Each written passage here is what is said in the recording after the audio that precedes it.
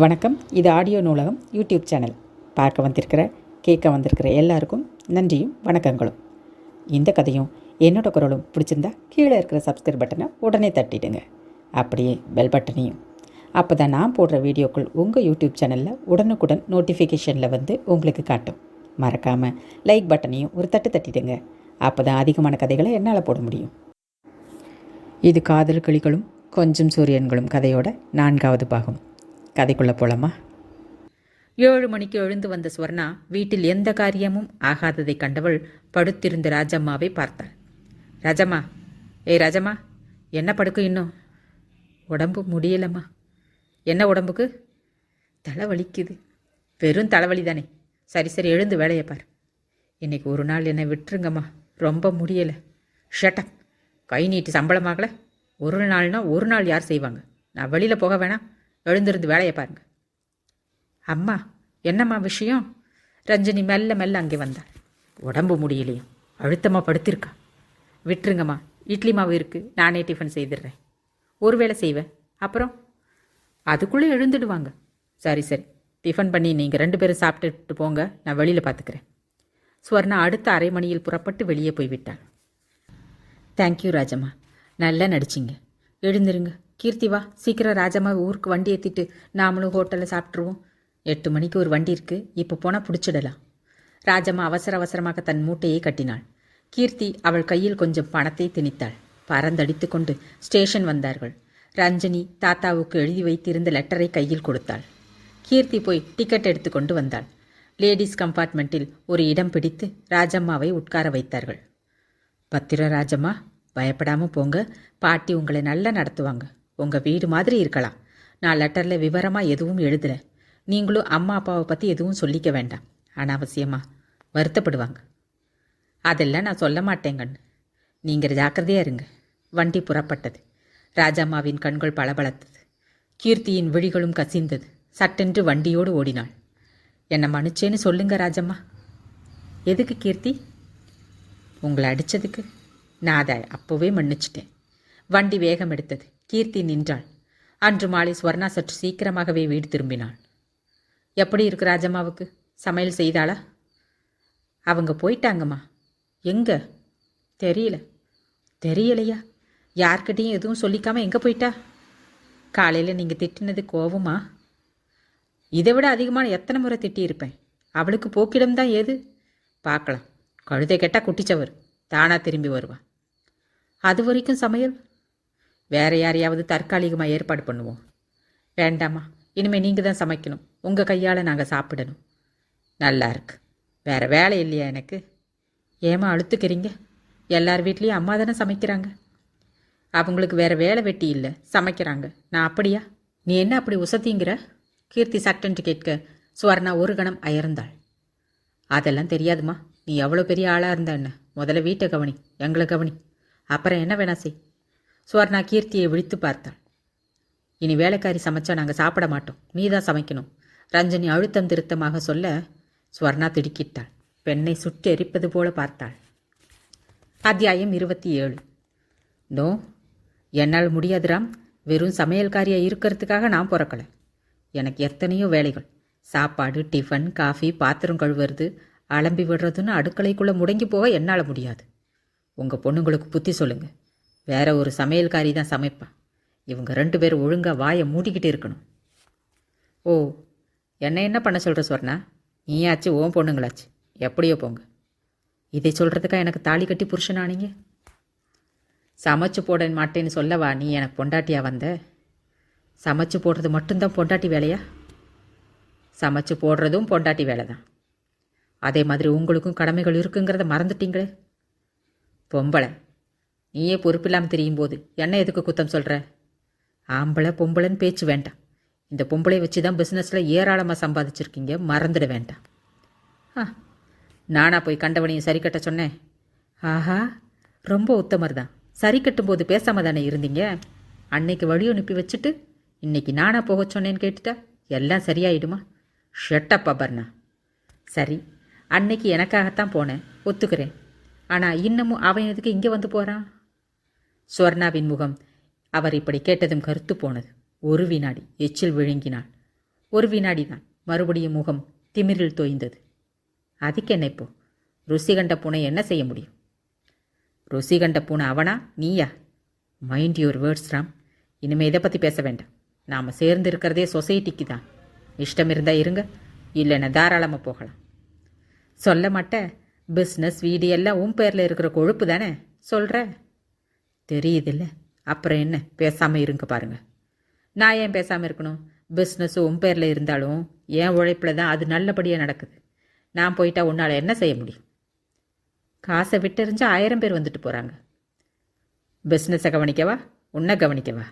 ராம்குமார் நக்கலாக கேட்க சொர்ணா பல்லை கடித்தாள். பேச்சு எதிலோ ஆரம்பித்து எங்கோ போவதை உணர்ந்தாள். வாழ்க்கையில் க்ஷண நேரத்தில் உயர வேண்டும் என்கின்ற வெறியில் கட்டி காப்பாற்ற வேண்டியவைகளை அதே க்ஷண நேரத்தில் உதறி காற்றில் பறக்க விட்டாயிற்று. இனி வேண்டும் என்றாலும் போனவை கிடைக்கப் போறதில்லை. எதற்கு பெருமூச்சு விட வேண்டும்? என்ன இருந்தாலும் ராம்குமார் ஆண். மனைவியை பிரிந்த ஆணை உலகம் ஏற்றுக்கொண்டு விடும். ஆனால் கணவனை பிரிந்து வாழும் பெண்ணுக்கு மதிப்பும் மரியாதையும் லேசில் கிடைத்து விடாது. புருஷனோடு உலா வரும் பெண்ணுக்குத்தான் எங்கும் வரவேற்பிருக்கும். இதனால் தான் பிடிக்கிறதோ பிடிக்கவில்லையோ அவனோடு ஒரே வீட்டில் வாழ்ந்து கொண்டிருக்கிறாள். இந்த நிலையில் இவனை பகைத்து கொண்டு விலகி வாழ்வது உசித்திரமாயிராது. எனவே இப்போதைக்கு விட்டு கொடுப்பதே நல்லது என்ற முடிவுக்கு வந்தது ஸ்வர்ணாவின் மனம். முடிவுக்கு வந்த பிறகு எதற்கு விவாதம் என்ற கேள்வி எழும்பியது. அதோடு முற்றுப்புள்ளி வைத்துவிட்டு அவனிடமிருந்து விலகி வந்தாள். சமையல் கட்டு அனுபவமில்லாத புது இடமாக தோற்றமளித்தது. எந்த ஒரு விஷயத்தை பற்றி சிரத்தையோ முயற்சியோ மேற்கொள்ளப்படாமலும் அறிவு பயன்படுத்தப்படாமலும் இருக்கிறதோ அந்த விஷயத்தை பொறுத்தவரை அறிவும் சரி உடலும் சரி மழுங்கி பயன்படாமல் போய்விடும். சமையலை பொறுத்தவரை ஸ்வர்ணாவின் அறிவு 0த்திற்கும் கீழே போயிருந்தது. பிறந்தது முதல் தாயார் சமைத்து போட்டு வளர்த்த உடம்பு. அதற்கு பிறகு ஹாஸ்டல் சாப்பாடு. கல்யாணம் முதல் சமையல்காரி சமைத்து போட்டு சாப்பிட்டே பழகிவிட்ட உடம்பு. இப்போது எத்தனை டம்ளர் அரிசிக்கு எவ்வளவு டம்ளர் நீர் விட வேண்டும் என்பதே குழப்பமாக இருந்தது. சாம்பார் எப்படி வைப்பது, ரசத்திற்கு எவ்வளவு புளி, எல்லாமே குழப்பம். சாம்பார் என்பது புளித்தண்ணீர், உப்பு, காரம், வெந்த பருப்பு, தாளிப்பு இவற்றின் கலவைதான் என்கின்ற ஒரே விஷயத்தை கொண்டு ஒரு வழியாக சாம்பாரும் பீன்ஸ் பொரியலும் மட்டும் செய்து இறக்கினாள். எண்ணெய் வைத்து அப்பளம் கொஞ்சம் பொரித்து வைத்தாள். கல்லூரி முடிந்து கீர்த்தி பிரெஞ்சு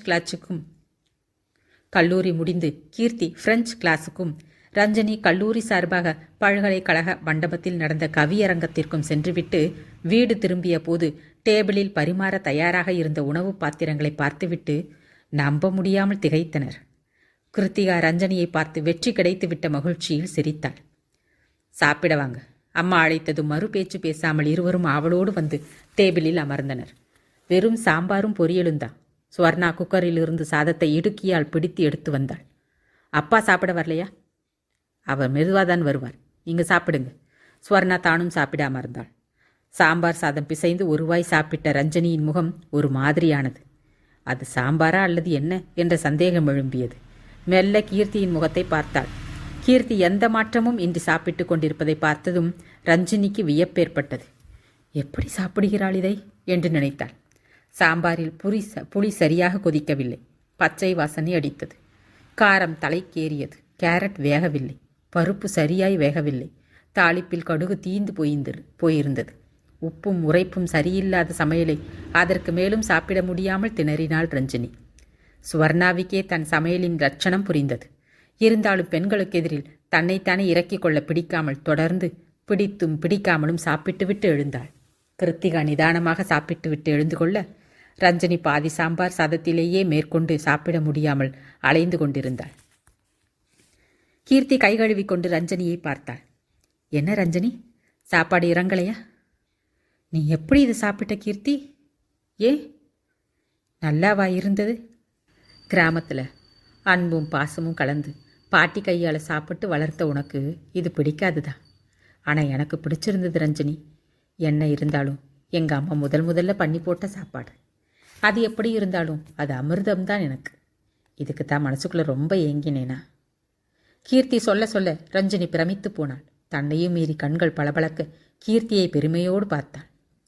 ஆரம்பத்தில் இருந்தே அன்னையின் கனிவும் கவனிப்பும் கிடைத்திருந்தால் கீர்த்தியிடம் எந்த குறைகளுமே இருந்திருக்காதோ. இதற்கெல்லாம் ஏங்கி ஏங்கி அது கிடைக்காத காரணத்தால் அலட்சியமும் ஆணவமுமாய் வளர்ந்து விட்டாளோ? நல்ல காலம், நான் கிராமத்திலேயே இருந்திருந்தால் இங்கு இவள் வாழ்க்கை இப்படியல்லவா தொடர்ந்திருக்கும்? இவளுக்காகத்தான் தையல் நாயை என்னை இங்கே அனுப்பி வைத்தாள் போலும். இவளுக்காகத்தான் தையல் நாயகி என்னை இங்கே அனுப்பி வைத்தாள் போலும். என்ன ரஞ்சனி யோசனை? கீர்த்தி அவள் தோளில் கையை வைத்தாள். ஒன்றுமில்லை. ரஞ்சனி எழுந்தாள். ஒரு விதத்தில் நான் உனக்கு நன்றி தான் சொல்லணும் ரஞ்சனி. எதுக்கு? நீ இங்கே வந்தப்போ எனக்கு நீ வந்தது பிடிக்கல. ஆனால் நீ வந்தக்கப்புறம்தான் ஒரு புரட்சியே நடந்திருக்கு. அம்மாவே சமைக்க வச்சுருக்கோம்னா இதை விட பெரிய வெற்றி உண்டா என்ன? கீர்த்தி ரஞ்சனியின் கைகளை பிடித்து மெல்ல அழுத்தி தன் நன்றியை தெரிவித்தாள். எத்தனை மாற்றம் இவளிடம்! ரஞ்சனியை நெகிழ்ந்து போனாள். முதல் நாள் சமையல் அப்படி ஏனாதானோவே என்றாகிவிட்டாலும் மறுநாள் முதல் ஸ்வர்ணா புத்தகத்தின் உதவியோடு மெல்ல மெல்ல சமையலில் முன்னேறிவிட்டாள் என்றுதான் சொல்ல வேண்டும். சரியாக 1 மாதம் கழித்து அவள் சமையலில் இருந்த ருசி கண்டு அவளே வியந்தாள். சமைக்க சமைக்க சமையலும் அற்புதமான ஒரு கலைதான் என்று விளங்கியது. புதிதாய் ஏதாவது செய்து பார்க்க வேண்டும் என்ற ஆர்வம் எழும்பியது. இதன் காரணமாய் அவள் வெளியில் செல்லுவது கூட ஓரளவுக்கு குறைந்து போனது. ஆனால் அது மனோஜுக்கு மட்டும்தான் கொஞ்சம் சங்கடமாயிருந்தது. ஒரு மத்தியான நேரத்தில் அவர் வீட்டுக்கே அவளை தேடி வந்து விட்டார். என்னாச்சு ஸ்வர்ணா, முந்தி மாதிரி வெளியே வரமாட்டேங்கிற? ஸ்வர்ணா தன் பெண்கள் படுத்திய பாட்டை பற்றி சொல்லி வருத்தப்பட்டாள். கடைசியில் சமையல்காரியாக்கிட்டாங்களா உன்ன? சிரிக்காதீங்க மனோஜ், எரிச்சலாக இருக்கு. சரி, வீட்டில் யாரும் இல்லையா? இல்லை. எப்போ வருவாங்க? 6 மணி ஆகும். அப்படின்னா வா. மனோஜ் அவளை இழுத்துக்கொண்டு படுக்கை அறைக்குள் நுழைந்தார். கடைசி 2 வகுப்புகள் திடீரென்று நடக்கவில்லை. கீர்த்திக்கு லேசாக தலை வலித்தது. வீட்டுக்கு போய் சூடாக ஏதாவது சாப்பிட்டு விட்டு தூங்க வேண்டும் போல் இருந்தது. சொல்லிக்கொண்டு நேராக வீட்டுக்கு வந்தாள். பார்க்கிங்கில் தன் வண்டியை நிறுத்திவிட்டு லிஃப்டில் ஏறி மேலே வந்தாள். வீடு லாக் ஆகி இருந்தது. கீர்த்தி தன்னிடமிருந்த சாவியை போட்டு திறந்து கொண்டு உள்ளே வந்தாள். அம்மா வெளியே போயிருக்கிறாள் என்று நினைத்தவளை படுக்கையிலிருந்து வந்த மெல்லிய சப்தங்கள் நிறுத்தியது. மெல்ல அந்த அறைக்கருகில் வந்தவள் ஒரு கணம் தயங்கி நின்றாள். பிறகு ஒரு முடிவுக்கு வந்தவள் போல அறைக்கதவை தட்டினாள். 5 நிமிடங்களுக்கு பிறகு களைந்து போய் வெளியில் வந்த அம்மாவையும் மனோஜையும் வெறித்து பார்த்தாள். ஸ்வர்ணாவின் முகம் பேய் அரைந்தாள் போல ஆயிற்று. அத்தியாயம் 28. 6 மணிக்கு ரஞ்சனி வீடு திரும்பிய போது வீடு மிக மிக அமைதியாயிருந்தது. அம்மாவை காணவில்லை.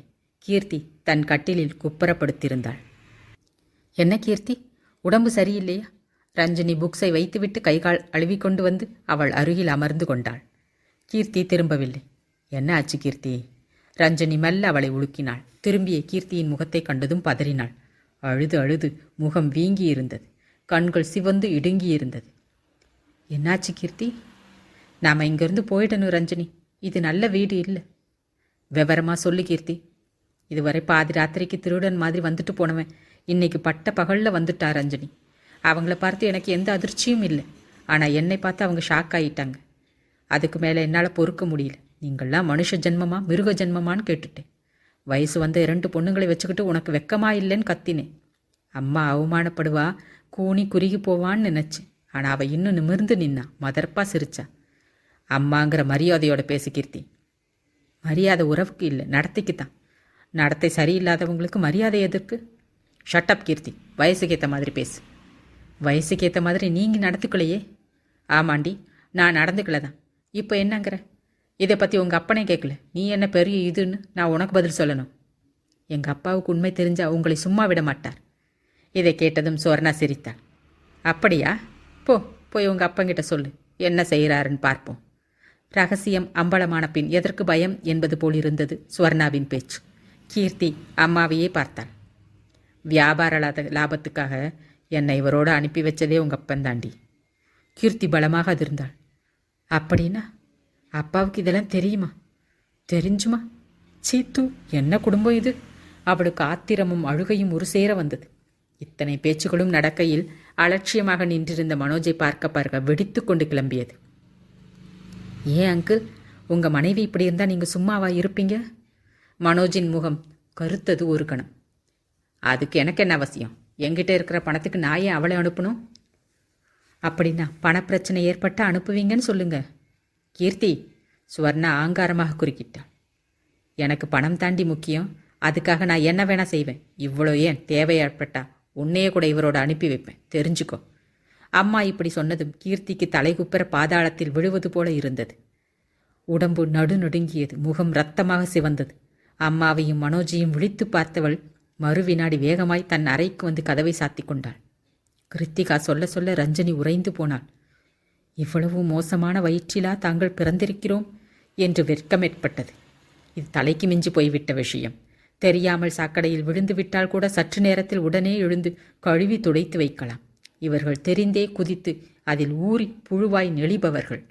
இனி இதில் வாசம் என்பது கேள்விக்குறி. திருத்தி விடலாம் என்றால் கூட இந்த நாற்றம் சுற்றெரிக்கும் வரை போகாது. வயிற்றில் பிறந்துவிட்ட காரணத்தால் இந்த நாற்றம் இவர்களையும் கடைசி வரை வாழ விடாமல் பீடிக்கும். வேண்டாம் என்று உறவறுப்பது ஒன்றே நல்ல முடிவாயிருக்கும். ஆனால் இங்கே போவது? தாத்தா பாட்டியால் இந்த அதிர்ச்சியை தாங்கிக் கொள்ளவே முடியாது. அவமானத்தில் விஷம் குடிக்கக்கூட தயங்க மாட்டாள் பாட்டி. வயதான காலத்தில் அவர்களுக்கு ஏன் மேலும் மேலும் பாரம் கொடுக்க வேண்டும்? இனி இந்த பட்டணத்தில் 2 இளம் பெண்கள் தனித்து வாழ்தல் சாத்தியமா? எது எப்படியாயினும் இந்த வீட்டிலிருந்து சென்றுவிட வேண்டும் என்றுதான் ரஞ்சனியும் நினைத்தாள். சரி கீர்த்தி, நாம போயிடுவோம். கஞ்சியோ கூழ் கௌரவமாக சாப்பிடுவோம். ஆனால் அதுக்கு முந்தி விவேக் அரவிந்த் கிட்ட இதை பற்றி பேசணும். அவங்க ஆலோசனையும் கேட்கணும். அதுக்கப்புறம் நாம் ஒரு முடிவுக்கு வருவோம். என்ன சொல்கிற? கிருத்திகா சட்டென்று எழுந்து உட்கார்ந்தாள். நான் இப்போவே ஃபோன் பண்ணுறேன். நீயும் டாக்டருக்கு பண்ணு. நாளைக்கே நாம் பேசி ஆகணும். இனி இந்த வீடு நமக்கு நரகம் ரஞ்சினி. நான் நாகரிகமாக இருக்க மட்டும்தான் விரும்பினேன். நடத்தை கெட விரும்பலை. 10 மணிக்கு கூட வீட்டுக்கு வந்திருக்கேன். ஆனால் என்னை எவனும் தொட்டுறதுக்கு அனுமதிச்சதில்லை. மீறி தொட்டவனை பலார்னு அரைஞ்சிருக்கிறேன். நானும் தாத்தா கிட்ட வளர்ந்திருந்தா இந்த சின்ன சின்ன குறைகள் கூட என்கிட்ட இருந்திருக்காது. என் குறைகளுக்கு காரணம் என் வளர்ப்பு தான். பணம் மட்டும்தான் எனக்கு இங்கே கிடைச்சது. வேற எதுவும் இல்லை. அன்பும் பாசமும் பரிவும் எல்லாம் எனக்கு கிடைச்சிருந்தா தானே நானும் அதை மற்றவங்களுக்கு கிட்ட காட்ட முடியும். எனக்கு கிடைக்காத காரணத்தால் எனக்கு அதை பற்றி எதுவுமே தெரியாமல் போச்சு. அன்பாக இருக்கிறது சுகம், விட்டு கொடுத்து வாழ்கிறது சுகம், நல்ல காரியம் செய்யறது சுகம், 4 பேர்கிட்ட இனிமையாக நடந்துக்கிறது சுகம். மொத்தத்தில் நல்லவளாக வாழ்கிறது தான் சுகம்னு எனக்கு யாருமே கற்றுத்தரல. அதுதான் என் அகம்பாவம், திமிர், அலட்சியம் எல்லாத்துக்கும் காரணம். நீ என்கிட்ட காட்டின அன்புக்கு பிறகுதான் எனக்கு அன்புனா என்னன்னு புரிஞ்சுது. ஒரு பக்கம் நீ, ஒரு பக்கம் அரவிந்தன். 2 பேரை என்னை தட்டி தட்டி என் கோணல்களை சரி செய்து என்னை புது மனுஷியாக்கி இருக்கீங்க. இப்போ என்னால் அம்மாவோட சின்ன தப்பை கூட தாங்கிக்க முடியல. அதுவும் இது மன்னிக்க முடியாத தப்பு. இதே தப்பை கஞ்சிக்கு இல்லாதவ செஞ்சா அவளுக்கு விபச்சாரின்னு பட்டம் இவங்க ஆடம்பர மாளிகையில் இருந்து செய்கிறாங்க. இவங்களுக்கு சமூகத்தில் பெரிய மனுஷின் கௌரவம். பள்ளியிலேக்கே 4 பேர் ஜால்ரா போட்ட ஒரு கூட்டம்.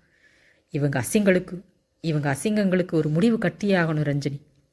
கீர்த்தி மூச்சு விடாமல் பேசி நிறுத்த ரஞ்சனி ஒரு கணம் வியந்தாள். எத்தனை அழகாக பேசுகிறாள் என்று பெருமைப்பட்டாள். ஒரு நல்ல குழந்தையை அம்மா வளர்க்க தெரியாமல் வளர்த்தாலும் தாத்தாவின் நற்குணம்தான் கீர்த்தியை சின்னா பின்னமாக்கி விடாமல் காத்திருக்கிறது போலும். அம்மா இவளை கள்ளியாய் பெற்றிருந்தாள், இவளும் கள்ளியாய் மாறியிருப்பாள். ஆனால் ரோஜாவை பெற்றிருக்கிறாள். அதனால்தான் நாற்றம் பிடித்த இடத்திலும் மனம் வீசுகின்றாள். கீர்த்தி டெலிஃபோன் எடுத்து சுழற்சி விட்டு காத்திருந்தாள். அரவிந்தனின் குரல் கேட்டதும் அத்தனை சங்கடத்திலும் முகம் மலர்ந்தது. நான் தான் கீர்த்தி, நாளைக்கு காத்தால ஒரு அவசர மீட்டிங். ஸ்டூபிட், வேற விஷயமா? யாரா? நான், நீங்கள், ரஞ்சனி, மிஸ்டர் விவேக். விஷயத்தை நாளைக்கு சொல்கிறேன். மறுமுனையில் அரவிந்தன் எங்கே என்று கேட்க கீர்த்தி ரஞ்சனியிடம் கேட்டாள். எந்த இடத்துக்கு வர சொல்ல? ஏதாவது இடம் நீயே சொல்லு. சரி, யூனிவர்சிட்டி லைப்ரரி கிட்ட நில்லுங்க, மரத்தடியில் உட்கார்ந்து பேசுவோம், சரியா? கீர்த்தி ஃபோனை வைக்க ரஞ்சனி விவேக்கோடு தொடர்பு கொண்டு அவனையும் ஒரு நாள் வரச் சொன்னாள். இரவு 11 மணிக்கு வந்த சொர்ணாவிடமிருந்து பிராந்தி நாற்றம் அடித்தது. பெண்களை முறைத்து பார்த்தாள். பிறகு தன் அறைக்குள் சென்று கட்டிலில் விழுந்தவள் மறு நிமிடம் குரட்டை விட்டு தூங்கினாள். கீர்த்தி அம்மாவை அருவருப்போடு பார்த்தாள். ரஞ்சனி அவளை அழைத்து கொண்டு தங்கள் அறைக்கு வந்தாள். அப்பா கிட்ட பேசி பார்த்தா என்ன கீர்த்தி? ரஞ்சனி திடீரென்று கேட்டாள். என்னன்னு? நமக்கு எல்லாம் தெரியும்னு சொல்லுவோம். போனதெல்லாம் போகட்டும். இனிமே 2 பேர் நமக்காகவாவது நல்லபடியாக வாழ்கிறதா இருந்தா இந்த வீட்டில் இருப்போம். இல்லைன்னா போயிட போகிறோன்னு சொல்லுவோம். அவர் என்ன ரியாக்ட் பண்ணுறாருன்னு பார்ப்போம். போயிடுங்கன்னுவார். தேவைதானா? அப்படி நான் சொல்கிறேன். நாம் மேலே உண்மையான அன்பும் அக்கறையும் இருக்கிற தகப்பனாக இருந்திருந்தா கட்டின பொண்டாட்டிய பிஸ்னஸ் லாபத்துக்காக அடுத்த ஆளோட அனுப்ப துணிவாரா ரஞ்சனி? யோசிச்சு பாரு. இவங்க மானம் கெட்டவங்க. நம்மளை கூட விருப்பம் இல்லாமல் வேறு வழி இல்லாமல் கடனேன்னு தான் பெற்று போட்டிருப்பாங்க. அதனால தான் இப்படி ஆளுக்கு ஒரு திசையில் நம்மளை கவனிக்காமல் போட்டிருக்காங்க. இனிமே இவங்க திருந்து வாங்கணும், திருத்த முடியும்னோ எனக்கு தோணலை. நாமளாவது இந்த அசிங்கத்திலிருந்து தப்பிச்சு போக பார்க்கணும். அப்பா அம்மா பேர் கேட்டால் தெரியாதுன்னு சொல்லணும், இல்லை செத்துட்டாங்கன்னு சொல்லணும். நம்ம வாழ்க்கையை நல்லபடியாக ஆரம்பிக்கணும். நம்ம குழந்தைகளை நல்லபடியாக வளர்க்கணும். குடிசையில் இருந்தாலும் ஒழுக்கத்தோடு இருக்கணும். கீர்த்தி ஆவேசமாக பேசினாள். இரவு முழுக்க அவர்கள் தூங்கவே இல்லை. அத்தியாயம் 29. குறிப்பிட்ட நேரத்திற்கு சற்று முன்பாகவே கீர்த்தியும் ரஞ்சனியும் வந்துவிட்டார்கள். லைப்ரரி வராண்டாவில் காலை தொங்கவிட்டவாறு உட்கார்ந்திருந்தார்கள். வேடிக்கை பார்த்தபடி அரவிந்தன் விவேக்கிற்காக காத்திருந்தார்கள். ஜோடி ஜோடியாய் கல்லூரி இலசுகள் உற்சாக பேச்சுகளோடு நடந்தார்கள். ஏய் பிரதீப், உன் ஆள் படிஞ்சுதா இல்லையா? அத்தை எங்கன்னு கேட்குறேன். 2 மாதமாக குஞ்சா கொடுத்துட்டு நேற்று தான் ஒரு வழியாக அண்ணனுக்கு படிஞ்சுது. டேய், அப்படியாடா? ஆமாம். அதுக்கு என்னப்போ? அதுக்கு என்னவா? ஏண்டா, பொண்ணு படிஞ்ச அப்பால் என்ன டூயட்டு கேட்டு எதுவும் இல்லையா? அதுக்கு தான் வைரமுத்துவும் ஏஆர் ரகுமானுக்கும் சொல்லி அனுப்பியிருக்கேன். அவங்க எதுக்குடா? இவர் பாட்டு எழுதி கொடுப்பாரு, அவர் மியூசிக் போடுவார், நாங்கள் பாடுவோம். டான்ஸ் மாஸ்டர் தேவையில்லையாக்கும். எதுக்கு? பரதநாட்டியம் ஆட போகிறோம். டப்பாங்குத்து தானே. எதுக்கும் ஜண்டுமாம் வாங்கி வச்சுக்கடா மச்சி. எவ்வளவு சந்தோஷம், எத்தனை ஜாலியான உரையாடல்கள். கீர்த்தி சத்தம் போட்டு சிரிக்க அந்த கும்பல் திரும்பி பார்த்தது. டேய், உன் ஜோக்குக்கு ஒரு ஃபிகர் சிரிச்சிடுச்சு, சீக்கிரம் போய் பிராக்கெட் போட்டுறா. அவர்கள் சொன்னது காதில் விழ ரஞ்சனி சற்றே மிரள கீர்த்தி அலட்சியமாக கை உயர்த்தி ஆட்டினாள். Good morning brothers. அவர்கள் அசடு வழிய சிரித்தபடி ஒருவரை ஒருவர் பார்த்து கொண்டார்கள். அங்கு பாருங்க பிரதர்ஸ் என்று கீர்த்தி காட்டிய திசையில் பார்த்தார்கள். விவேக்கும் அரவிந்தனும் வந்து கொண்டிருந்தார்கள். அவங்க தான் எங்கள் பிராக்கெட்ஸ். கல்யாணத்துக்கு பொறி போட வந்து சேர்ந்துடுங்க என்ன? அவர்கள் சட்டென்று சுதாரித்து கொண்டார்கள். ஹாய் மச்சான்ஸ், வாழ்த்துக்கள். தங்கச்சிங்களை கண்கலங்காமல் பார்த்துக்கோங்க. எங்கள் கண்ணையே ஒப்படைக்கிறோம். அதில் டேய் வாடா. அவர்கள் ஹோவென்று கூச்சலிட்டு சிரித்தபடி சென்றார்கள். வந்த கொஞ்ச நேரத்திலே உன் அமர்க்களத்தை ஆரம்பிச்சிட்டியா? அரவிந்தன் கீர்த்தியை பார்த்து கேட்டான். ஆமாம். நீங்கள் எப்போ வைரமுத்துவுக்கும் ரகுமானுக்கும் சொல்லி அனுப்ப போகிறீங்க? எதுக்கு? கீர்த்தி சும்மா இருக்க மாட்டேன். ரஞ்சனி சிரிப்பை அடக்கியபடி அவளை அடக்கினாள். என்னாச்சு இதுக்கு? ஏதாச்சும் கழன்றுச்சா? ஒன்றும் இல்லை மச்சி. சீரியஸாக பேசுறதுக்கு முந்தி கொஞ்சம் ஜாலியாக ரிலாக்ஸ். மச்சி உதச்சன்னா எப்படி இருக்கும் தெரியுமா? அரவிந்தன் கை ஓங்க கீர்த்தி ரஞ்சனியின் பின்னால் மறைந்து கொண்டாள். விவேக்கும் ரஞ்சனியும் சிரித்தார்கள். என்ன ரஞ்சனி, அப்படி என்ன முக்கியமான விஷயம்? விவேக் கேட்க ரஞ்சனி ஒரு கணம் மௌனம் சாதித்தாள். முதல்ல அப்படி வாங்க, உட்கார்ந்து நிதானமாக பேசலாம். கீர்த்தி முன்னால் செல்ல மற்றவர்களும் நடந்தார்கள். அடர்ந்த நிழல் படிந்திருந்த மரத்தடியில் அமர்ந்தார்கள். வீட்டில் எங்களுக்கு ஒரு பிரச்சனை, அதை பற்றி பேச தான் கூப்பிட்டோம். விவரமாக சொல்லு. அம்மாவின் நடத்தை பற்றி சுருக்கமாக சொன்னாள் ரஞ்சனி. மனோஜின் பெயரை மட்டும் குறிப்பிட்டு சொல்லவில்லை. அதை சொல்ல வேண்டிய அவசியமில்லை என்று நினைத்தாள். விவேக் கவலையோடு யோசனையில் ஆழ்ந்தான். அரவிந்தன் மண்ணை கிளறியபடி பேசினான். இனிமே என்ன செய்யறதா இருக்கீங்க நீங்கள் 2 பேரும்? வீட்டை விட்டு வெளியில் வரப்போகிறோம். கீர்த்தி சொல்ல இருவரும் அதிர்ந்தார்கள். வந்து என்ன செய்வீங்க 2 பேரும்? அதுதான் நீங்கள் 2 பேரும் இருக்கீங்களே, பார்த்துக்க மாட்டீங்க? எங்களை நம்பி வெளியில் வந்தா அதுக்கு அர்த்தம் வேற கீர்த்தி. ஆனால் எப்படியும் வெளியில் வந்தாகணும் அரவிந்த். இனிமேல் இங்கே இருக்கிற ஒவ்வொரு நிமிஷமும் நரகம்தான். அவசரப்படாத கீர்த்தி. தப்போ சரியோ அவங்க உங்கள் அம்மாங்கிறத மறந்துடாதீங்க. அம்மாண்ணா பண்ணுறது சரின்னு ஆயிடுமா? உங்கள் அப்பா பண்ணுற தப்பு பிடிக்காம தானே நீங்கள் அவர் பெயரை சொல்லிக்க கூட பிடிக்காம தனியாக வந்து வாழ்கிறீங்க.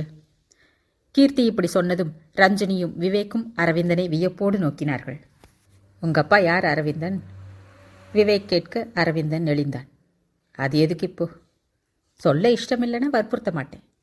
அப்படி இல்லை, கண்டிப்பாக சொல்கிறேன். ஆனால் இப்போ வேணாம். முதல்ல இவங்க பிரச்சனையை கவனிப்போம். சரி சொல்லு ரஞ்சினி. வீட்டை விட்டு வந்துடுறீங்க, அப்புறம் உங்கள் செலவுகளை எப்படி சமாளிப்பீங்க? கீர்த்தி மெடிக்கல் பண்ணுறா, மறந்துட வேண்டாம். இப்படி செஞ்சால் என்ன? விவேக் கேட்டான். எப்படி? கீர்த்தியோட படிப்பு மற்ற செலவுகள் பூரா உங்களோடது.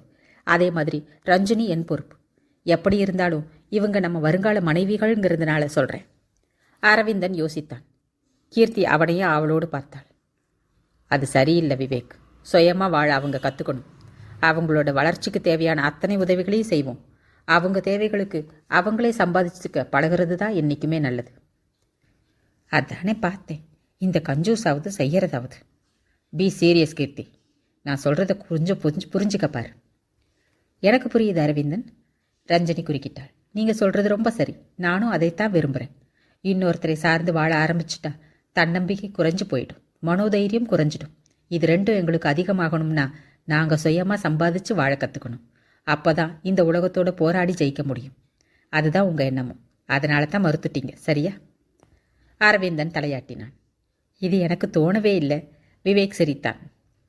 காரணம், ரஞ்சனி மேலே உங்களுக்கு இருக்கிற அளவு கடந்த அன்பு.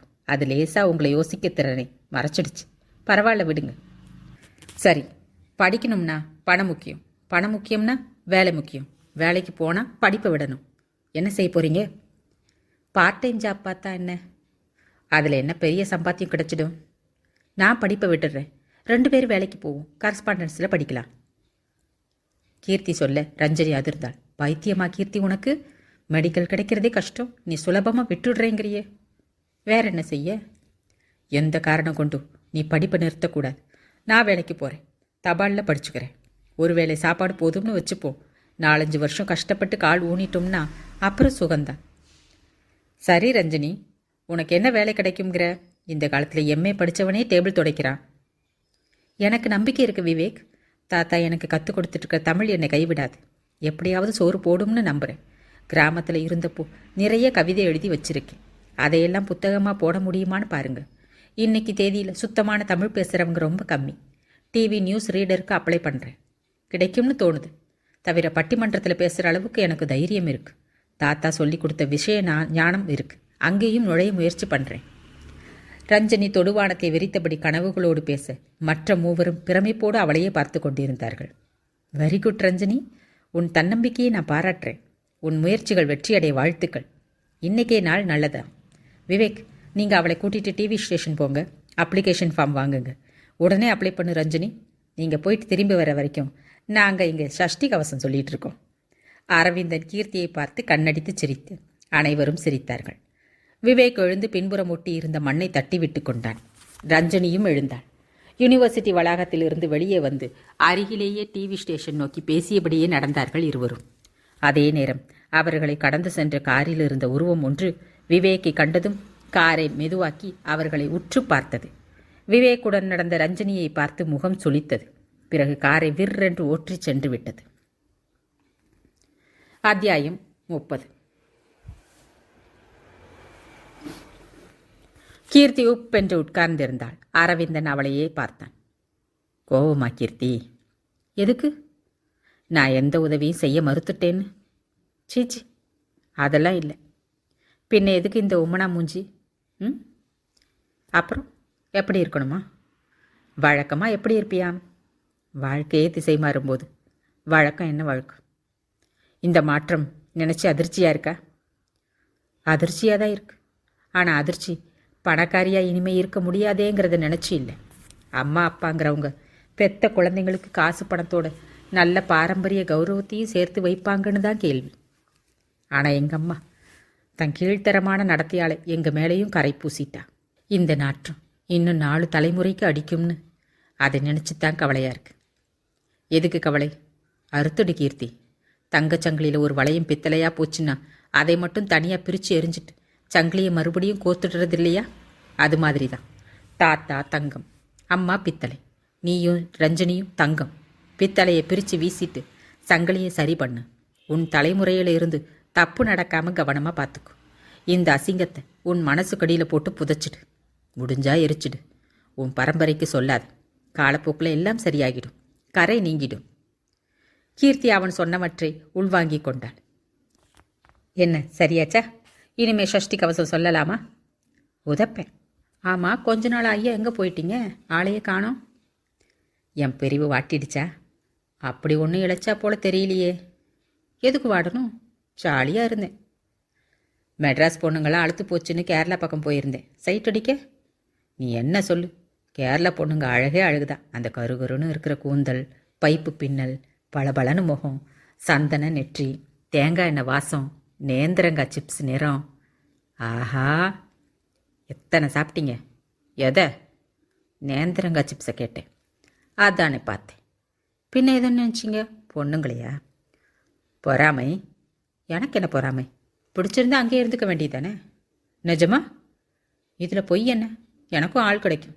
இந்த திருஷ்டி பூசணிக்காய் போய் பிடிச்சிட்டோமேனு வருத்தப்பட்டுட்டு இருந்தேன். விட்டா நிம்மதி தான். ஆமாம், இந்த சோளக்கொள்ள பொம்மைக்கு திருஷ்டி பூசணியை விடவா பெத்த ஜோடி கிடைக்க போகுது. பார்க்குறீங்களா? இங்கே இப்போவே ஒரு ஆளை பிடிச்சி காட்டவா? போய் புடி. நான் இப்படி காலார நடந்து கரும்பு ஜூஸ் குடிச்சிட்டு வரத்துக்குள்ளே பிடிச்சி காட்டு. அரவிந்தன் எழுந்து நடந்தான். கீர்த்தி விஷமத்தனமாக சிரித்தபடியே சுற்றிலும் நோட்டம் விட்டாள். ஒரு முகமும் பிடிக்கவில்லை. மெதுவாக நடந்தாள். சற்று தூரத்தில் தொப்பியும் கோட்டும் அணிந்த கம்பீரமான உருவம் ஒன்று முதுகை காட்டியபடி ஏதோ புத்தகத்தில் ஆழ்ந்து நின்றிருந்தது. கீர்த்தி அந்த உருவத்துக்கு அருகில் சென்றாள். சார் சார், திரும்பாதீங்க, அப்படியே இருங்க. நீங்கள் என் முகத்தை கூட பார்க்க வேண்டாம். நான் ஒரு ஆளை கொஞ்சம் முட்டாளாக்கணும். சேலஞ்ச் பண்ணியிருக்கேன்.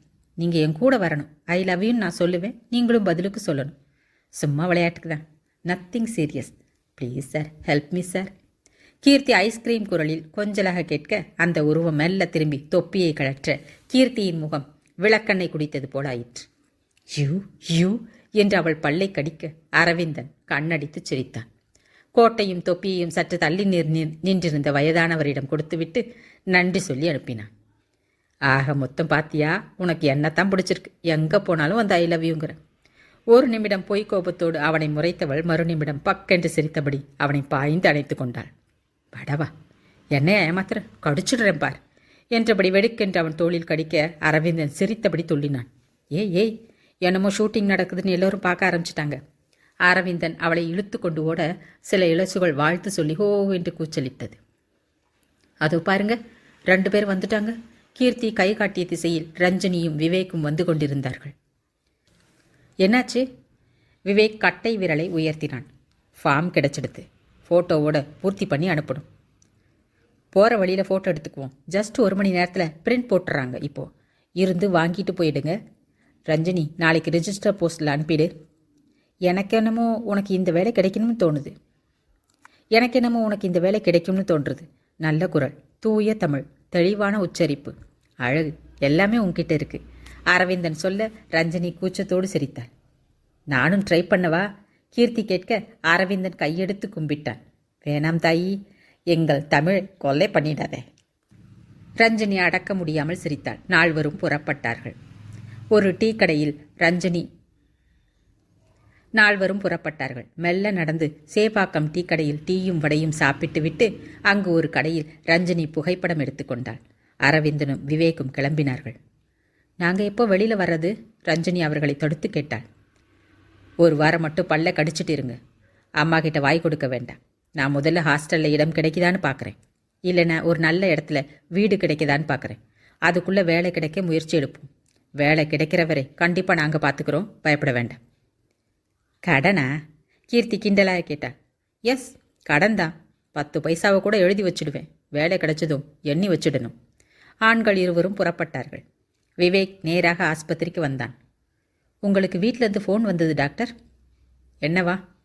தெரியல, வந்தால் உங்களை ஃபோன் பண்ண சொன்னாங்க. ஆனால் விவேக் ஃபோன் பண்ணவில்லை.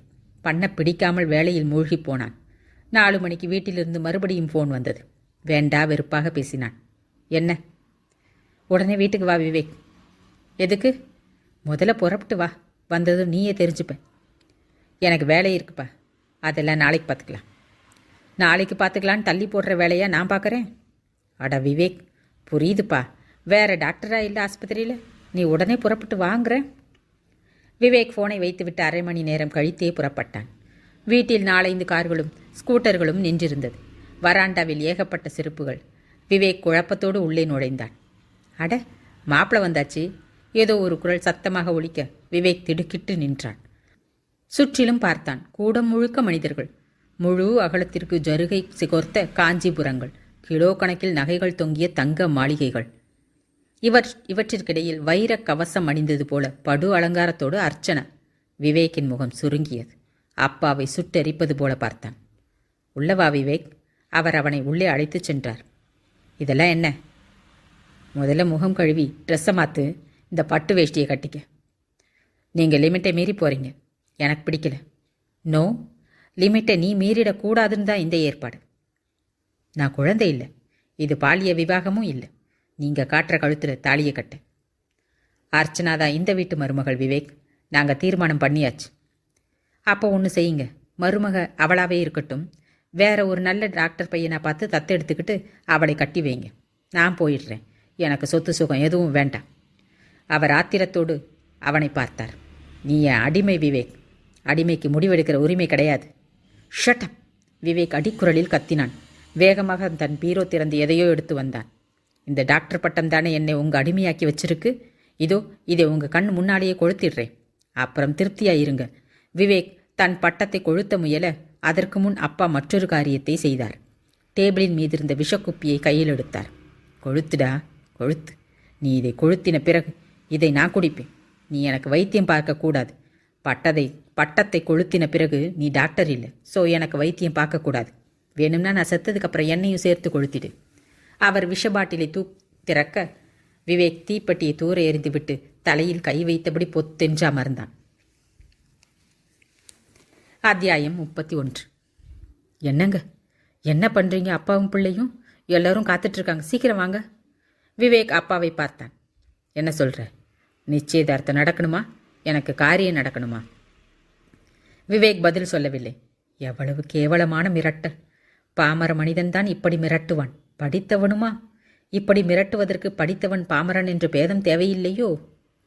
அந்த அர்ச்சனாதான் ஆகட்டும். நான் வேறொரு பெண்ணை நேசிக்கிறேன், உன் மீது விருப்பமில்லை என்று வெளிப்படையாக சொல்லியும் கூட என்ன ஆணவமாய் என்னை வளைத்து போட பார்க்கிறாள்.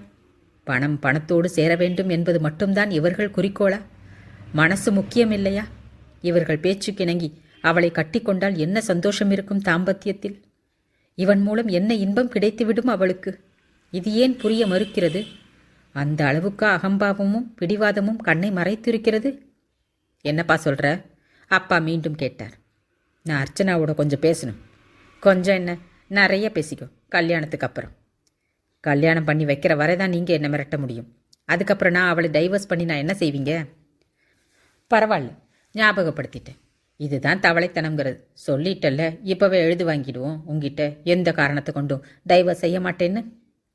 டைவர்ஸ்க்கு 1000 காரணம் இருக்கும். கல்யாணத்துக்கு முந்தி எழுதி கொடுக்கறது செல்லாது. செல்லுமா செல்லாதாங்கிறது எங்கே கவலை. நீ டைவர்ஸ் அப்ளை பண்ணினா கேஸை எங்கே உடைக்கணுமோ அங்கே போய் உடைப்பேன். பணம் பாதாளம் வரைக்கும் பாயும். பணத்தால் எல்லோரையும் விலைக்கு வாங்குவேன். விவேக் அவரை வெறித்து பார்த்தான். மனிதனாய் இருந்தால் நியாய அநியாயங்கள் எடுபடும். மிருகத்திடம் என்ன பேச முடியும்? தந்திரத்தால் தான் சாய்க்க வேண்டும். எதிர்பாராமல் வேட்டையாட வேண்டும். நிச்சயதார்த்தத்திற்கு சம்மதிப்போம். கல்யாணம் நடக்காது. முல்லை முள்ளால் எடுப்போம். வைரத்தை வைரத்தால் அறுக்க வேண்டியதுதான். அர்ச்சனா என்னும் பெண் இதனால் பாதிக்கப்படுவாள். படட்டும். அவள் நல்லவளாயிருந்தால் பரிதாபப்படலாம். அவளும் பெண் இல்லை, பேய். எதற்கு இறக்கப்பட வேண்டும்? இந்த அவமானம் அவளுக்கு தேவைதான். பணத்தால் அன்பை உறவை விலைக்கு வாங்கிவிட முடியாது என்று புரிந்து கொள்ளட்டும். இந்த நரிக்கூட்டத்திற்கு இதுதான் சரியான பாடமாகும். விவேக் ஒரு தீர்மானத்திற்கு வந்தான். பட்டு வேட்டி ஜிப்பாவை எடுத்துக்கொண்டு பாத்ரூமில் நுழைந்தான். அப்பா அவனை வெற்றியோடு பார்த்தார். அன்று காலை அர்ச்சனா அவருக்கு ஃபோன் செய்து பேசினாள். அங்கிள், உங்கள் பிள்ளை அந்த நாட்டுப்புறத்தோடு சுற்றிக்கிட்டு திரிகிறார். என்ன செய்ய போகிறீங்க நீங்கள் என்று அழுதாள். நீ பாத்தியா?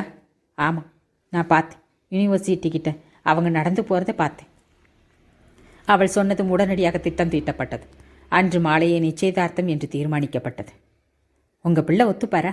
ஒத்துக்க வைக்கிறேன், அவர் சமாதானப்படுத்தினார். அர்ச்சனா மட்டும் இந்த வீட்டுக்கு மருமகளாக வந்து விட்டாள். கிட்டத்தட்ட 1 கோடி ரூபாய் வரை பணமாக, நகையாக, சொத்துக்களாக சீதனம் வரும். அதற்கு பின்னரும் தகப்பனாரின் மொத்த சொத்துக்கும் அவள் ஒருத்தியே வாரிசு. கிட்டத்தட்ட 10-15 கோடி தரும். கோடிகளோடு தான் சேர வேண்டும். அதுதான் நல்லது. இந்தியாவிலேயே மிகப்பெரிய மருத்துவமனை ஒன்றை கட்ட வேண்டும். அதை பார்த்ததும் விவேக் மனம் மாறிவிடுவான். அயல் நாடுகளிலிருந்து கூட இந்த ஹாஸ்பிட்டல் நோக்கி மக்கள் ஓடி வர வேண்டும். உலகத்திலேயே நம்பர் 1 ஹாஸ்பிட்டல் என்று பெயர் எடுக்க வேண்டும். இதெல்லாம் பணத்தோடு சேர்ந்தால்தான் முடியும். இந்த பிள்ளைக்கு இதெல்லாம் புரியவில்லை. லட்சியம் அது இது என்று பித்துக்குளித்தனமாய் பேசுகிறது. வேறு வழியே இல்லை, மிரட்டித்தான் பணிய வைக்க வேண்டும் என்று முடிவு செய்தார். இதோ வெற்றியும் கிடைத்து விட்டது. பிள்ளை பயந்து பணிந்து விட்டது. போக போக சரியாகிவிடும். பணம் அற்புதமான மந்திரவாதி. எப்பேற்பட்ட மனசையும் மந்திரம் போட்டு மாற்றிவிடும் சக்தி நிறைந்தது. அந்த சக்திக்கு முன்னால் விவேக் தூசு. அந்த சக்தி இவரை வாரி சுருட்டி வாயில் போட்டு கொண்டு விடும். அதன் பிறகு இதே விவேக் வேறு விதமாக பேசுவான். உலா வருவான். அர்ச்சனாவோடு குடும்பம் நடத்தி பிள்ளை பெற்று அந்த பிள்ளைக்கு இவனை விட பெரிய இடத்தில் சம்பந்தம் தேடி அலைவான். இதுதான் உலகம். விவேக் பாத்ரூமிலிருந்து வெளியில் வந்தான். பட்டு வேட்டி, பட்டு ஜிப்பா, கழுத்தில் மெல்லிய தங்கு செயின், ஆஃப்டர் ஷேவ் லோஷன் வாசம். பலிகடாவாக அப்பாவோடு கீழே வந்து கூட்டத்தில் நடுவில் அமர்ந்தான். யாரையும் பார்க்கவில்லை. நிச்சயதார்த்தத்திலே 10 லட்சம் ரூபாய் கரன்சி நோட்டுகள் கைமாறியது. அர்ச்சனா வெற்றி மிதப்பில் சிரித்தாள். இப்போது என்ன செய்ய முடிஞ்சது உன்னால என்பது போல பார்த்தாள் அவனை. தோட்டத்தில் விருந்து கோலாகலமாக நடந்தது. வண்ண விளக்கொளியில் வெள்ளை யூனிஃபார்ம் அணிந்த சர்வர்கள் டேபிள் டேபிளாய் ஓடினார்கள். வெஸ்டர்ன் மியூசிக் ஒலிக்க சில இலசுகள் எழுந்து நடனமாட ஆரம்பித்தன. நேரமாக ஆக பெருசுகளும் ஆடத் தொடங்கின. அப்பாவும் அம்மாவும் கூட ஆடினார்கள். அர்ச்சனா விவேக்கின் கையை பிடித்தாள். நாமும் ஆடலாம் வாங்க என்றாள். விவேக் சட்டென்று அவள் கையை உதறினான். போய் உன் பணத்தை கட்டிக்கிட்டு ஆடு என்று அடிக்குரலில் வெறுப்போடு சொல்லிவிட்டு விற்றென்று எழுந்து விலகி வந்தான். வீட்டுக்கு வந்து தன் அறைக்குள் நுழைந்து கதவை தாளிட்டு கொண்டு கட்டிலில் விழுந்தான். கண்ணீர் பெருக்கெடுத்து கன்னத்தில் வழிய அப்படியே படுத்திருந்தான். போட்டோ மிக அழகாக வந்திருந்தது. எந்தவித மேக்கப்பும் இல்லாததாலேயே இயற்கையான அழகு தெளிவாய் புகைப்படத்தில் வந்து விழுந்திருந்தது. ரஞ்சனி ரிஜிஸ்டர் தபாலில் விண்ணப்பத்தை அனுப்பி வைத்தாள். வீடு வழக்கம் போல இருந்தது. அப்பா வருவதே இல்லை. அம்மா இன்னும் அதிக திமிராய் நடந்து கொண்டாள். பயம் போய்விட்டதால் சாப்பாட்டு விஷயம் கூட பழையபடி ஆயிற்று. புது ஆள் ஒருத்தியை சமையலுக்கு வைத்துவிட்டு மறுபடியும் ஊர் சுற்றத் தொடங்கினாள். ரஞ்சனியும் கீர்த்தியும் எதுவும் கேட்கவில்லை. மௌனமாக இருந்தார்கள். அம்மாவோட பீரோல நிறைய நகை பணம் எல்லாம் இருக்கு, அதையும் எடுத்துக்கிட்டு போயிட்டா என்ன என்று ஒரு நாள் கீர்த்தி குழந்தை போல கேட்க ரஞ்சனிக்கு சிரிப்பு வந்தது. அந்த பணம் கூட நாரும் கீர்த்தி, தேவையா என்றாள். அப்படின்றியா? அப்ப சரி விடு என்று சமாதானமானாள். 10 நாளில் ஆடிஷனுக்கு அழைப்பு வந்தது. வேலையே கிடைத்து விட்டது போல குதித்தாள் கீர்த்தி. வேணா கீர்த்தி, ரொம்ப எதிர்பார்க்காது, அப்புறம் ஏமாற்றம் வந்தா தாங்க முடியாமல் போயிடும். கண்டிப்பாக உனக்கு சான்ஸ் கிடைக்கும் பாரு என்றாள் கீர்த்தி. ஆரஞ்சு நிறத்தில் கருப்பு கோடு போட்ட பெங்கால் காட்டன் புடவையை கீர்த்தி தேர்ந்தெடுத்து கொடுத்தாள். இதை கட்டிக்க, கேமராவுக்கு நல்லா இருக்கும். செய்திகள் எழுதிய பக்கங்களை கொடுத்து படிக்கச் சொன்னார்கள். மேக்கப் டெஸ்ட் எடுத்தார்கள். கேமரா ஆட்கள் வெளியில் வந்து பாராட்டினார்கள். நல்லா படிச்சிங்க, உங்கள் திறமைக்கு கண்டிப்பாக சான்ஸ் கிடைக்கும் வாழ்த்தினார்கள். அடுத்து 2 வாரத்தில் அவசரமாக டிவியிலிருந்து அழைப்பு வர ஓடினார்கள். இன்னைக்கு நியூஸ் படிக்க வேண்டியவங்க திடீர்னு வரல. வேற ஆள் யாரும் இல்லை, எல்லாம் வெளியூர் போயிட்டாங்க. செலெக்ஷன் லிஸ்ட்டில் நீங்கள் தான் முதல்ல இருக்கீங்க. ஸோ இன்னைக்கு எதிர்பாராத சான்ஸ் உங்களுக்கு. உங்கள் அதிர்ஷ்டம்தான் இது. போங்க, போய் மேக்கப் போட்டுட்டு வாங்க, நல்லா படிங்க. Wish you all the best. அந்த கணம் ஏற்பட்ட சந்தோஷம், பிரமிப்பு வார்த்தைகளால் விவரிக்க முடியாதவை. மேக்கப் முடிவதற்குள் கீர்த்தி ஓடிப்போய் சிநேகிதி ஒருத்தியிடமிருந்து நல்ல புடவை ஒன்று வாங்கி வந்தாள். ப்ளவுஸ் மேட்சா இல்லையே, போத்திக்கோ. போர்த்தின்ட்டு நியூஸ் படித்தா அவங்களை காப்பி அடிக்கிறேன்னு சொல்லிடுவாங்க. சொல்லட்டுமே, எவனாவது பேட்டி எடுக்க வந்தால் விளக்கம் கொடுத்துடுவோம். கீர்த்தி சிரித்தாள். பச்சென்று சகோதரியை முத்தமிட்டாள். அவளையும் மீறி கண் கலங்கியது. ஏய், என்ன இது? ரஞ்சனி திகைத்தாள். ஆனந்த கண்ணீர். கீர்த்தி கண்ணை துடைத்து கொண்டாள். நான் போய் அரவிந்துக்கும் டாக்டருக்கும் ஃபோன் பண்ணி சொல்லிட்டு வந்துடுறேன் என்று கீழே வந்தாள். ரஞ்சனி தரப்பட்ட பக்கங்களை ஒருமுறை சரியாக படித்து பார்த்தாள். தாத்தா பாட்டியை மனதில் நிறுத்தி மானசீகமாக விழுந்து வணங்கினாள். 7 மணிக்கு கேமரா முன் உட்கார்ந்தாள். 7:30க்குத்தான் செய்தி என்றாலும் அரை மணி நேரம் முன்மாலையை தயாராகி விட வேண்டும். கேமராக்கள் அட்ஜஸ்ட் செய்து வைக்கப்பட்டன. ஒளி சரி செய்யப்பட்டது. டென்ஷன் ஆகாமல் படிங்கம்மா. நடுவில் விஷுவலாக செய்தி படம் காட்டுவோம். அப்போ 1 வாய் தண்ணி குடிச்சிக்கலாம், வேர்வையை தொடச்சிக்கலாம்.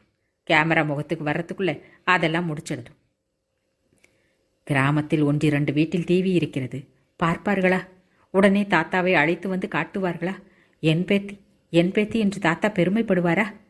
பாட்டி ஓடி வந்து டிவி ஸ்கிரீனில் அவளை முத்தமிட்டு நெற்றி வழித்து திருஷ்டி கழிப்பாளா? இது எப்படி டிவிக்கு போச்சு என்று ஊரே பிரமித்து மூக்கில் விரல் வைத்து பேசுமோ? ரெடி ரெடி என்று யாரோ குரல் கொடுத்தார்கள். ரஞ்சனி வியர்வையை துடைத்து கொண்டு தயாரானாள். அந்த புதுமுகத்தை மொத்த தமிழகமும் பார்த்தது. விவேக் வீட்டில் விவேக்கின் தந்தையும் பார்த்தார். அர்ச்சனா பார்த்தாள். இவதான் அங்கிள், இவளேதான் அந்த பட்டிக்காடு என்று அவருக்கு ஃபோன் செய்து சொல்ல அவர் டிவியில் தெரிந்த ரஞ்சனியை வெறியோடு பார்த்தார். அத்தியாயம் 32. 10 வருட அனுபவசாலி போல கொஞ்சம் கூட பதட்டமோ பயமோ இன்றி சின்ன தவறோ தடங்களோ இல்லாமல் தெளிவாக அழகான தமிழில் செய்தி வாசித்தவளைக் கண்டு அங்கிருந்த அத்தனை பேரும் வியந்தார்கள். நம்பிக்கை நட்சத்திரம் என்றார்கள். படித்து முடித்துவிட்டு வெளியில் வந்தவளை சூழ்ந்து கொண்டு பாராட்டினார்கள். புகழுக்கு மட்டும் மயங்கிட்டோம்னா முன்னேற்றம் இருக்காது தாயி. தாத்தாவின் குரல் காதில் ஒலிக்க ரஞ்சனி பாராட்டுகளை சிரித்தபடியே ஏற்றுக்கொண்டாள். மனதை சமநிலையில் வைத்து கொண்டாள். தலைகணம் ஏறவில்லை. மாறாக இன்னும் பணிவும் அடக்கமும் கூடியது. கீர்த்தி ஓடி வந்து கட்டிக்கொண்டாள். எக்ஸலண்ட் ரஞ்சனி, அத்தனை பேர் மூக்கில் விரல் வச்சுட்டாங்க. உன் சிஸ்டரான்னு கேட்டு வியந்தாங்க. சில பேர் பாராட்ட எங்கிட்டயே சொல்லிட்டு போனாங்க. ரஞ்சனி கீர்த்தியின் உச்சந்தலையில் முத்தமிட்டாள். ஏய், நான் தான் உனக்கு கொடுக்கணும். எதுக்கு? நீ கொடுத்த தைரியம் தானே, அதுக்கு தான். 8:30 மணி செய்தியும் அவள்தான் படித்தாள். 10:30 மணிக்கு முன்கூட்டியே தீர்மானிக்கப்பட்டிருந்த ஆள் வந்துவிட 9 மணிக்கு பிறகு செக்கை வாங்கி கொண்டு ரஞ்சனியும் கீர்த்தியும் புறப்பட்டார்கள். நல்லா வாசிச்சம்மா, அடிக்கடி உன்னை கூப்பிடுவோம். தலைமை செய்தி தயாரிப்பாளர் சிரிப்போடு சொல்லி வாழ்த்தி அனுப்பினார். விவேக்கு சொன்ன இல்லை? ஹாஸ்பிட்டலில் தான் இருக்கார். அரவிந்தையும் இப்படி சொல்லிட்டேன். ரெண்டுத்துக்கும் பயங்கர சந்தோஷம். நிஜமாவான்னு கேட்டு தொலைச்சிட்டாங்க. 8:30 நியூஸும் நீதான்னு சொன்னேன். அங்கேயே வெயிட் பண்ணுறதா சொன்னாங்க. வராங்களாம். எங்கே போனீங்கன்னு அம்மா கேட்டா? அம்மா பார்த்துருப்பாங்களா? ஏன் சொல்லலைன்னு கேட்டால் என்ன சொல்ல? எதுக்கு சொல்லணும்னு திருப்பி கேட்போம். நீ பயப்படாத, இனிமேல் அவளுக்கு மரியாதை கிடையாது. கீர்த்தி சொல்லி கொண்டிருக்கும் போதே முதலில் அரவிந்தன் கையில் ஸ்வீட் பாக்ஸோடு வந்தான். ரஞ்சனியிடம் ஈட்டினான். அற்புதம் ரஞ்சனி, ரொம்ப அழகான உச்சரிப்பு. அனுபவசாலியோன்னு சந்தேகம் வந்தது. நீ நிச்சயம் பேசப்படுவாய், சந்தேகமே இல்லை. ரஞ்சனி கூச்சத்தோடு சிரித்தாள். அது சரி, வீடு என்னாச்சு? கீர்த்தி கேட்டாள். பார்த்துட்டேன். Is it? எங்கே? எவ்வளோ வாடகை? நல்லா இருக்கா? மாம்பழத்தில். வாடகை கொஞ்சம் அதிகம்தான், பட் இடம் நல்லா இருக்கு. சேஃப்டியாக இருக்கலாம். ஃப்ளாட்டு தான். பெட்ரூமு, ஹால், கிச்சன், கொஞ்சம் சின்ன இடம்தான். இதுக்கே 1000 ரூபா வாடகை. மை காட், அவ்வளவு எப்படி எங்களால் தர முடியும்? ரஞ்சனி குறுக்கிட்டாள். பயப்படாத ரஞ்சனி, நான் இதை யோசிக்காமலா இருப்பேன். உன்னால் 500 ரூபா கொடுக்க முடியுமா? அது கூட கஷ்டம்தான். நாங்கள் எம்டி பேக்கெட் அரவிந்தன். இனிமே தான் சம்பாதிக்கணும். எதுவுமே கையில் இல்லாமல் தான் வரும். சொல்லி கொண்டிருக்கும் போதே ரஞ்சனியின் முகம் சட்டென்று பளிச்சிட்டது. மறந்துட்டேன் அரவிந்த், என்கிட்ட 4 பவுன் சங்கிலியும் 2 ஜோடி வளையலும் இருக்கு. தாத்தா எனக்கு ஆசையாக வாங்கி போட்டது. அதை விற்று கொஞ்ச நாள் சமாளிப்போம். அதுக்குள்ளே நான் சம்பாதிக்க ஆரம்பிச்சிடுவேன். எனக்கு தெரிஞ்ச ஒரு பத்திரிகை ஆஃபீஸில் உனக்கு வேலைக்கு சொல்லி வச்சிருக்கேன் ரஞ்சனி. ரொம்ப இன்ட்ரெஸ்டிங்கான வேலை. வர்ற கதைகள் நாவல்களை படித்து செலக்ட் செய்யணும். நிறைய புக்ஸ் வரும். அதுக்கெல்லாம் ரிவ்யூ எழுதணும். இது கூட நான் உன்னை பற்றி நிறைய சொன்னதுனால ரிவ்யூ எழுத சம்மதிச்சாங்க. சம்பளம் எவ்வளோ தருவாங்க? 700-800 முதல்ல தருவாங்க. உன்னை பிடிச்சி போச்சுன்னா அதிகம் தர சம்மதிப்பாங்க. என்னையிலேருந்து போகணும்? நேற்று தான் சொல்லியிருக்கேன். அவங்களே சொல்லுவாங்க. எடிட்டர் ஊருக்கு போயிருக்காரு, வந்ததும் சொல்லுவார். ரொம்ப நன்றி அரவிந்தன். இதுக்கெல்லாம் நான் என்ன செய்ய போகிறேன்னு தெரியல. இந்த பிசாசை பத்திரமா என் கையில் பிடிச்சி கொடுத்துட்டா போதும். ஏய், நான் அப்புறம் கவனிச்சுக்கிறேன். கீர்த்தி பொய் கோபம் கட்ட ரஞ்சனி சிரித்தாள். இன்னும் என்ன, விவேக்கே காணலையே, வருவாரா மாட்டாரா? விவேக் அரவிந்தன் கடிகாரத்தை பார்த்தபடியே கேட்டான். வர்றேன்னு தான் சொன்னார். அதோ பாருங்க, விவேக் மாதிரி இல்லை? தூரத்தில் வந்த உருவம் அருகே நெருங்க விவேக்கே தான். அவன் தோற்றம் கண்டு மூவரும் ஒரு கணம் அதிர்ந்தார்கள். ஷேவ் செய்யப்படாத முகம், சிவந்த கண்கள், எண்ணெய் காணாத கேசம், கசங்கி இருந்த ஷர்ட். விவேக்கா இது? மூவரும் பதறிப்போனார்கள். என்னாச்சு விவேக்? அரவிந்தன் அவன் தோள் தொட்டு கேட்டான். சொல்கிறேன், சொல்லத்தானே வந்திருக்கேன். அதுக்கு முன்னால் ரஞ்சனியை பாராட்டுறேனே. வாய் விட்டு பாராட்டினாதானா? உன் சந்தோஷத்தை நீ சொல்லி தான் தெரிஞ்சுக்கணுமா? முதல்ல உனக்கு என்ன ஆச்சுன்னு சொல்லு விவேக். அரவிந்தன் சொல்ல விவேக் உதட்டை கடித்து கொண்டான். எனக்கு பசிக்கிறதுப்பா. எங்கேயாவது ஹோட்டலில் போய் நிதானமாக உட்கார்ந்து பேசலாமே. அதுவும் சரிதான், வாங்க போகலாம். அரவிந்தனின் காரில் கீர்த்தியும் ரஞ்சனியும் ஏறிக்கொள்ள விவேக் தன் ஸ்கூட்டரில் பின்னால் வந்தான். மவுண்ட் ரோட்டில் ஒரு உயர்தர ரெஸ்டாரண்ட்டில் வண்டியை நிறுத்தினார்கள். ஒரு பெரிய சிக்கல்ல மாட்டிக்கிட்டேன். நான் சொல்கிறத கேட்டு எந்த விதமான அதிர்ச்சியும் அடைய வேண்டாம். ஒரு பெரிய பீடிகையோடு விவேக் சொல்ல ரஞ்சனியின் முகம் மெல்ல கலங்கியது. உங்களுக்கு உங்கள் அம்மா எப்படியோ அதே மாதிரி இப்போ எங்கள் அப்பா தான் சத்துரு. படிக்க வச்சுட்டோங்கிற திமிரில் அவர் என்னை படுத்துகிற பாடு கொஞ்ச நஞ்சம் இல்லை. அடிப்படையில் எனக்குங்கிற நல்ல குணத்தால் நான் அவரை சகிச்சுக்கிட்டு இருக்கேன். அடிமை அடிமைன்னு அவர் என்னை முள்ளால் குத்தி கிழிச்சார். என்னை சிலுவலை சாத்தி கைகாலெல்லாம் ஆணியில் அரைஞ்சார். உச்சகட்டமாக தலையில் முள்கிரீடமும் சுட்டி சம்மட்டியால் அடிச்சிட்டார். அப்படி என்ன பண்ணினார் விவேக்? என்னை கேவலமான முறையில் பிளாக்மெயில் பண்ணி ஒரு பணக்கார பெண்ணோட நிச்சயதார்த்தத்தை நடத்திட்டாங்க. ரஞ்சனி அதிர்ந்து போனாள். அவள் மட்டுமல்ல, யாருமே இதை எதிர்பார்க்கவில்லை என்பதை அவர்கள் முகம் காட்டியது. எப்படி இதுக்கு சம்மதிச்சிங்க நீங்க? கீர்த்தி ஆத்திரத்தோடு கேட்க அரவிந்தன் அவளை கையமர்த்தினான். எனக்கு புரியுது விவேக். இனிமே உன் பிளான் என்ன, அதை சொல். அடுத்த மாதம் கல்யாண தேதி வச்சிருக்காங்க. விவேக் ரஞ்சனியை பார்க்க மெல்ல அதிர்ச்சியிலிருந்து மீண்டும் சலனமின்றி தலை குனிந்து அமர்ந்திருந்தாள் அவள். ரஞ்சனி, அரவிந்தன் மெல்ல அவளை அழைத்தான். வருத்தமாக இருக்கா? ரஞ்சனி தலையாட்டினாள். எதுக்குமே கலங்கி நின்றுடக்கூடாதுன்னு தாத்தா சொல்லியிருக்கார். கஷ்ட நஷ்டம் எல்லாத்துக்கும் எப்பவும் நம்மை தயார்படுத்தி வச்சுக்கணும்னு கற்றுக் கொடுத்திருக்கார். உங்கள் அப்பா உங்களுக்கு நல்லது தான் செய்வார் விவேக். அவர் சொல்லபடி கேளுங்க. என்னை பற்றி வருத்தப்படாதீங்க. உங்களுக்கும் எனக்கும் முடிச்சு போட்டு வைக்கலன்னு நினைக்கிறேன். கொஞ்ச நாள் கஷ்டமாக இருக்கும், அப்புறம் சரியாயிடும்.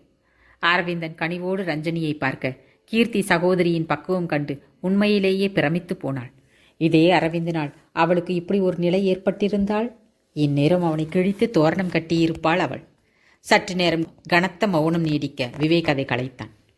இல்லை ரஞ்சனி, எனக்கு வேற பிளான் இருக்கு. கையில் விஷபாட்டில வச்சுக்கிட்டு குடிச்சிடுவேன்னு மிரட்டுறவருக்கு தற்காலிக திருப்தியை தான் நான் கொடுத்துருக்கேன். சரியாக கல்யாணத்துக்கு 2 நாள் முந்தி நான் வீட்டை விட்டு வந்துடுவேன். இதற்கும் ரஞ்சனி அதிர்ந்தாள். வேணா விவேக், பாவம் அந்த பொண்ணு. அவளை கஷ்டத்தில் தள்ளிடாதீங்க. காதல் தோல்வியை கூட தாங்கிடலாம், ஆனால் கல்யாண தோல்வியை எந்த பெண்ணாலையும் தாங்கிக்க முடியாது. உனக்கு தெரியாது ரஞ்சனி, நீ இறக்கப்படுற அளவுக்கு அந்த பொண்ணும் நல்லவ இல்லை. அவளுக்கு தெரியும் நான் உன்னை விரும்புகிற விஷயம். என்கிட்ட அவள் சவால் விட்டா, உன்னை எப்படியாவது கல்யாணம் பண்ணியே காட்டுவேன்னு. பணக்காரி, ஆணவம் பிடிச்சவ.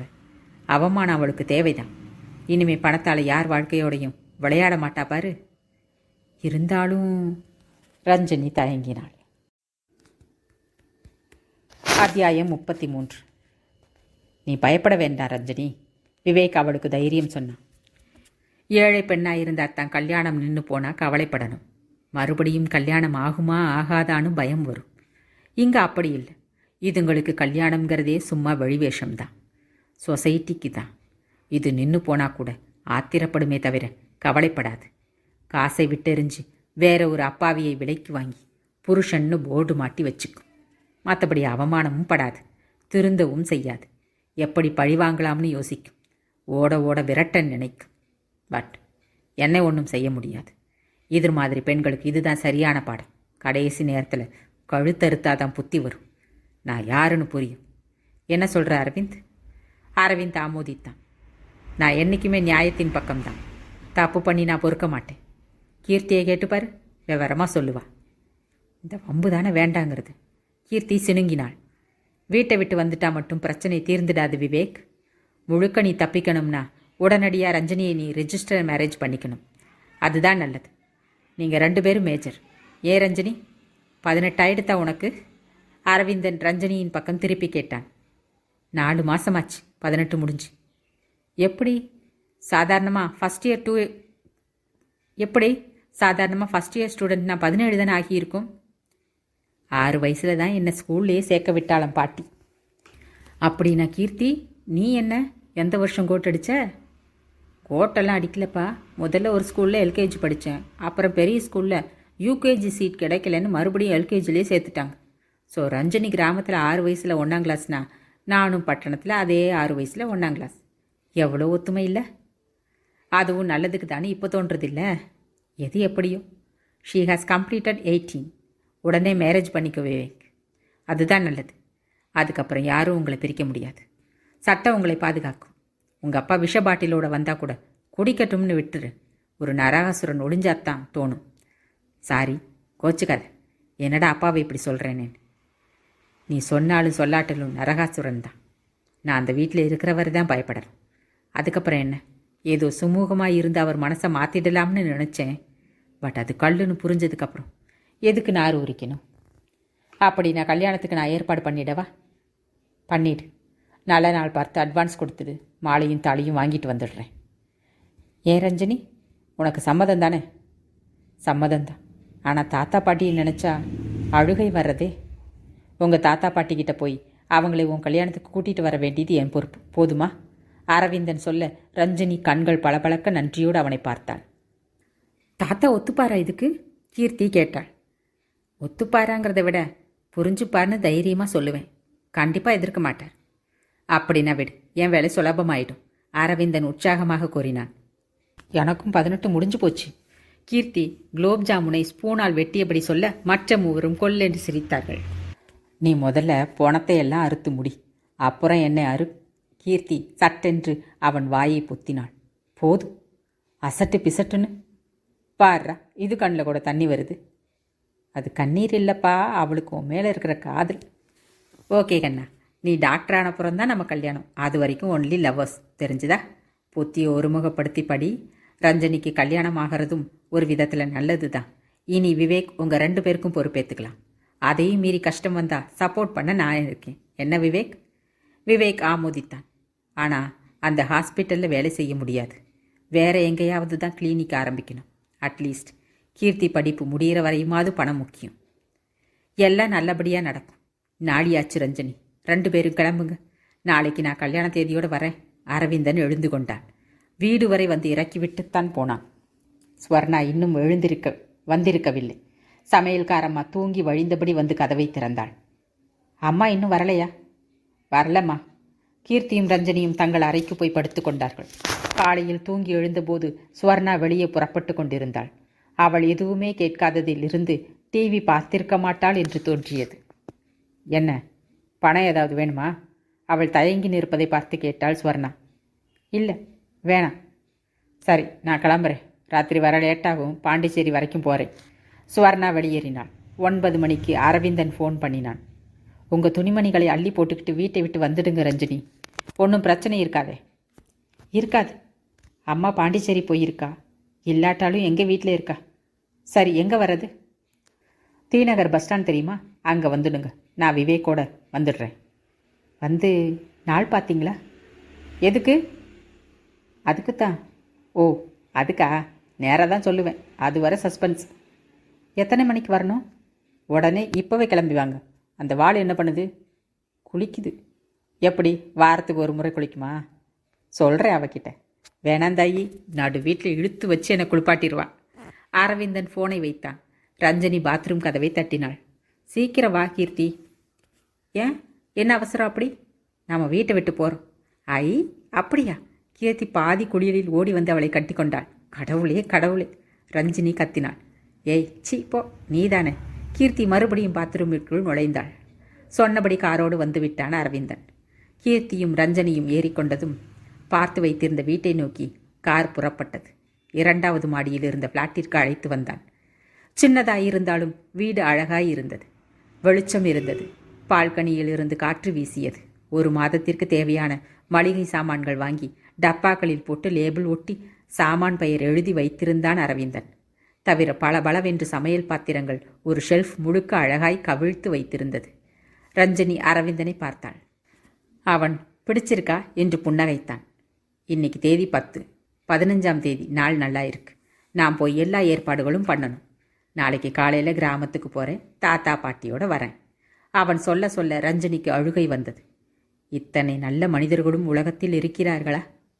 கீர்த்தி கொடுத்து வைத்தவள் எத்தனை நல்ல மனிதனை தேர்ந்தெடுத்திருக்கிறாள். சரி, நாங்கள் வரோம். இன்னைக்கு காலேஜுக்கு போக வேண்டாம் கீர்த்தி. 2 பேரும் சேர்ந்து சமைச்சு வையுங்க, சாப்பிட வந்துடுறோம். அரிசி காய்கறி எல்லாம் ரெடியாக இருக்கு. கதவை தாழ் போட்டுக்கோங்க. அரவிந்தன் விவேக்கோடு கிளம்பினான். கீர்த்தி ஃப்ளாட்டுக்குள் சுற்றி சுற்றி வந்து உற்சாகமாக ஓடினாள். சந்தோஷம் எங்கு கிடைக்கிறதோ அதுவே வீடு. சுதந்திரமும் நிம்மதியும் எங்கு கிடைக்கிறதோ அதுவே வீடு. இங்கு கட்டில் இல்லை, மெத்தை இல்லை, குளிர் சாதனம் இல்லை, எந்த வசதியும் இல்லை. ஆனாலும் சொர்க்கத்தில் இருப்பது போல உணர்ந்தார்கள். ரஞ்சனிக்கு மட்டும் மனதின் ஒரு ஓரத்தில் இனம் புரியாத பயமும் படபடப்பும் ஏற்பட்டது. கல்யாணம் நல்லபடியாய் நடக்குமா? ஓகே, வீடியோ ரொம்ப லென்த்தியாக போகுது. கதை 1 மணி நேரம் தாண்டிடுச்சு. நம்ம இதோட இந்த பாகத்தை முடிச்சுக்கலாம். இனி இதோட தொடர்ச்சியாக அடுத்த பாகத்தை தெரிஞ்சுக்கணும் அப்படின்னா நீங்கள் விஷுவலில் இப்போ பாருங்கள். உங்களுக்கு நெக்ஸ்ட் அப்படிங்கிற ஒரு வீடியோ காட்டும். அந்த வீடியோவை கிளிக் பண்ணாலே நீங்கள் அடுத்த வீடியோவுக்கு போயிடலாம், இதோட அடுத்த பாகத்துக்கு போயிடலாம். அப்படி இல்லாமல் கீழே டிஸ்கிரிப்ஷன்லேயும் இதோட அடுத்த பாகத்தை லிங்க்கை நான் கொடுக்க முயற்சி செய்கிறேன். இப்போது இதோட தொடர்ச்சியாக நீங்கள் கதையை தெரிஞ்சுக்கணும் அப்படின்னா விஷுவலில் வர நெக்ஸ்ட்டு வீடியோவை கிளிக் பண்ணுங்கள். அப்புறம் மறக்காமல் சப்ஸ்கிரைப் பட்டனையும் கிளிக் பண்ணிவிடுங்க, லைக் பட்டனையும் கிளிக் பண்ணிவிடுங்க. அப்போ தான் என்னோடய வீடியோ வரும்போது உங்களுக்கு நோட்டிஃபிகேஷன் உடனே கிடைக்கும்.